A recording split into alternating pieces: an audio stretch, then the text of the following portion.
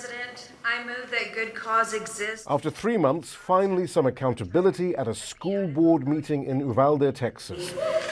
The first sacking since 19 students and 2 teachers were shot in their classrooms over 75 minutes by a heavily armed 18-year-old as hundreds of law enforcement officers stood in the corridor. The officer nominally in charge that day was School Police Chief Peter Arredondo. He's been blamed for not ordering the officers to tackle the gunman, as is protocol during a school shooting.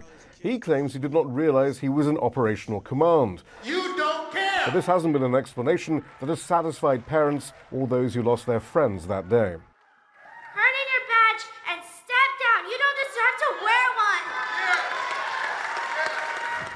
Even though Arredondo's sacking is what relatives of the killed have been pushing for, there is frustration at the slow response of authorities in seeking accountability and in the lack of transparency about what did happen that day.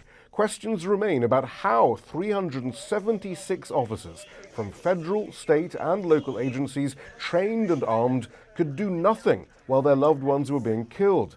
For them, Arredondo is just the start. When you begin to hide things, and things eventually come to light, they're going to come to light.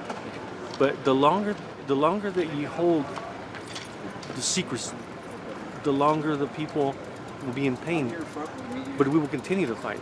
One 16-year-old student who spoke at the meeting pointed to the wider issues at play. It all goes back to that. How can an 18-year-old be able to buy guns, assault rifles?